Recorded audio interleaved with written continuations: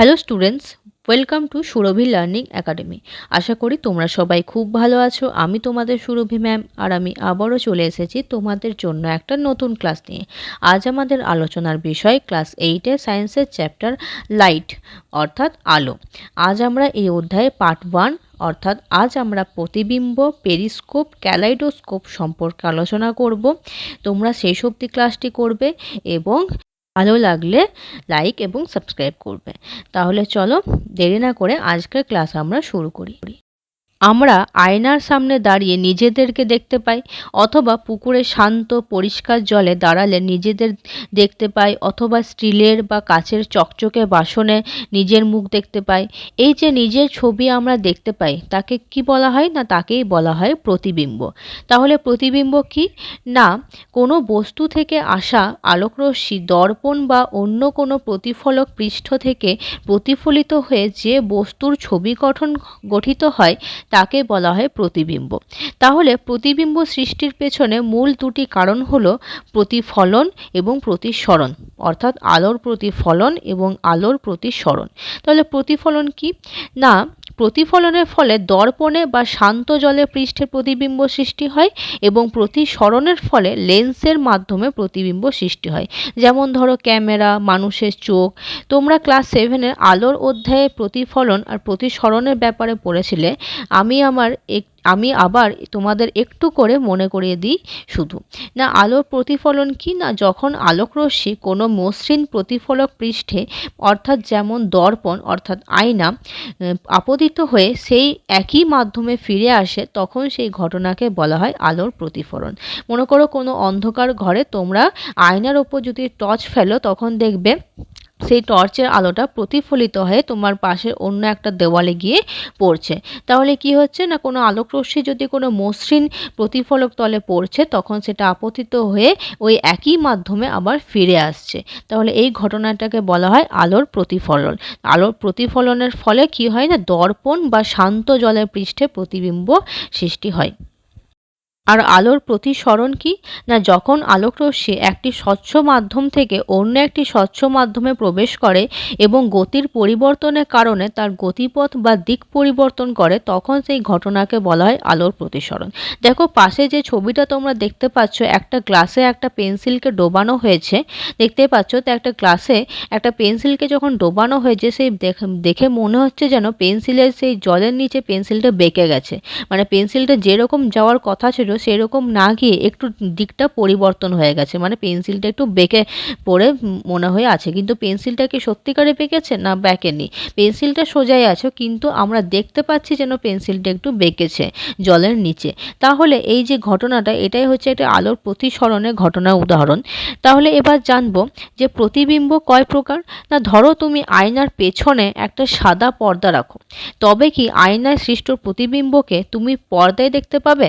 পাবে না, তাই তো। মনে করো আয়নার পেছনে একটা তুমি পর্দা রেখেছো, সাদা পর্দা বা সাদা কাপড়, তাহলে সেই প্রতিবিম্বটা মানে আয়নাতে যে প্রতিবিম্বটা সৃষ্টি হচ্ছে সেটা তুমি সেই পর্দায় তুমি দেখতে পাবে না।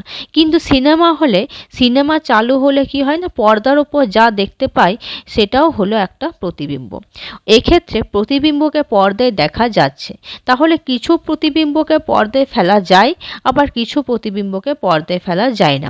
তাহলে প্রতিবিম্ব হলো দু প্রকার, সদ্বিম্ব এবং অসদ্বিম্ব। যে প্রতিবিম্বকে পর্দায় ফেলা যায় তাকে বলা হয় সদ্বিম্ব, এবং যে প্রতিবিম্বকে পর্দায় ফেলা যায় না তাকে বলা হয় অসদ্বিম্ব। তো সমতল দর্পণে গঠিত প্রতিবিম্ব হলো অসদ্বিম্ব। কেন? কারণ সমতল দর্পণ অর্থাৎ আয়নায় যে প্রতিবিম্ব গঠন হয় সেটা আমরা পর্দায় ফেলতে পারবো না, তাই এটা হলো অসদ্বিম্ব। নেক্সট দেখো পেরিস্কোপ। পেরিস্কোপের এখানে তোমরা ছবিটা দেখতে পাচ্ছ, যে দেখো এখানে একটা বস্তু রাখা আছে, আর মানে যেটা গাছ, একটা গাছকে রাখা আছে, এবং এই পেরিস্কোপও দেখো একটা 45 ডিগ্রি অ্যাঙ্গেলে দুটো আয়না রাখা আছে। একটা এ রশ্মি দেখো যাচ্ছে সেই গাছ থেকে, সেটা কোথায় গিয়ে পড়ছে, গাছের প্রতিবিম্বটা সেই ওই যে সমতল দর্পণ লেখা আছে 45 ডিগ্রি কোণে, এই উপরে যে দর্পণ সেইখানে লেখা, সেখানে গিয়ে পড়ছে, মানে গাছের প্রতিবিম্বটা ওখানে পড়ছে।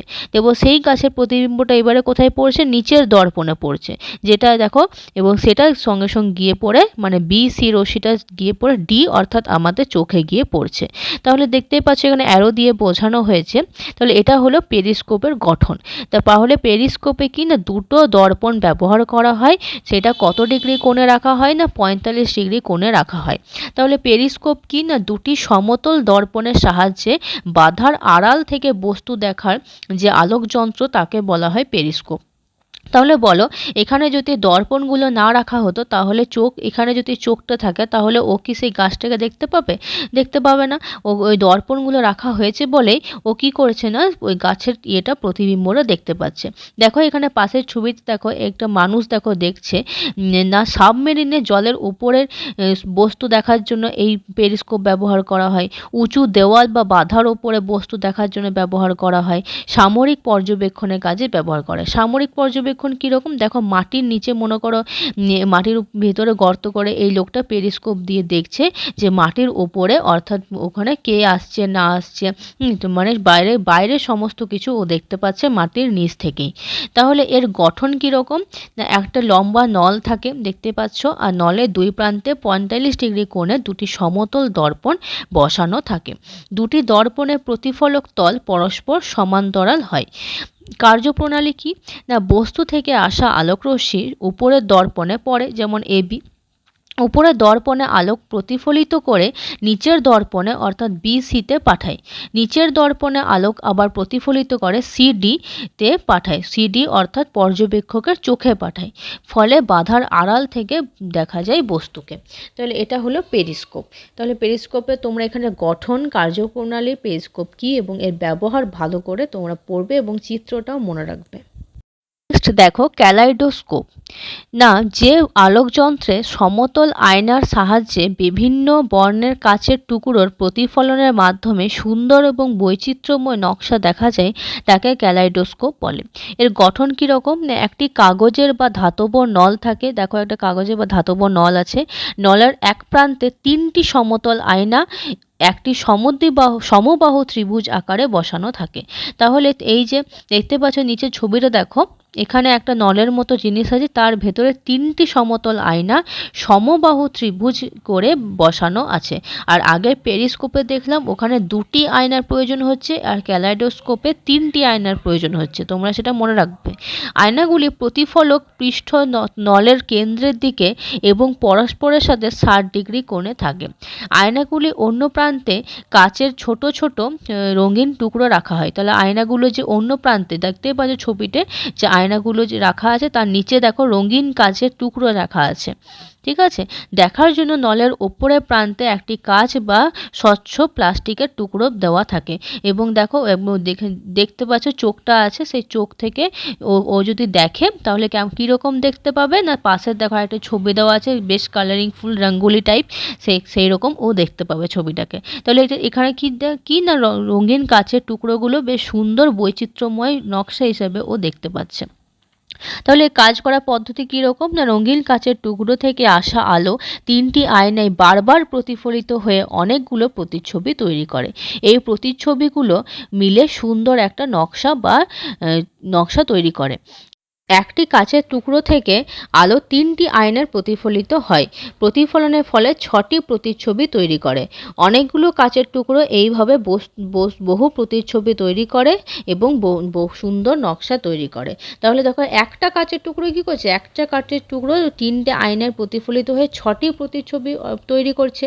আর যদি অনেকগুলো কাচের টুকরো আছে তাহলে অনেক প্রতিচ্ছবি তৈরি হচ্ছে। তাহলে এরকম একটা সুন্দর নকশা তৈরি হচ্ছে। এর ব্যবহার কি না বিনোদনের জন্য ব্যবহৃত ব্যবহৃত হয় বিনোদন, অর্থাৎ বাচ্চারা এগুলো দেখতে পছন্দ করে। এর মাধ্যমে আলোর প্রতিফলন নীতি বোঝানো যায়। শিক্ষা ও প্রদর্শনীর কাজে ব্যবহৃত হয়। তাহলে এই হলো ক্যালাইডোস্কোপ। তাহলে আজ আমরা প্রতিবিম্ব আর ক্যালাইডোস্কোপ, পেরিস্কোপ সম্পর্কে জানলাম। তোমাদের যদি ক্লাসটি ভালো লেগে থাকে তাহলে অবশ্যই লাইক করবে এবং চ্যানেলটিকে সাবস্ক্রাইব করবে। পরবর্তী ক্লাসে আমরা এই অধ্যায়েরই পরবর্তী অংশ সম্পর্কে আলোচনা করব। চলো তাহলে আজকের মতো এই অবধি। তোমরা সবাই ভালো থাকো।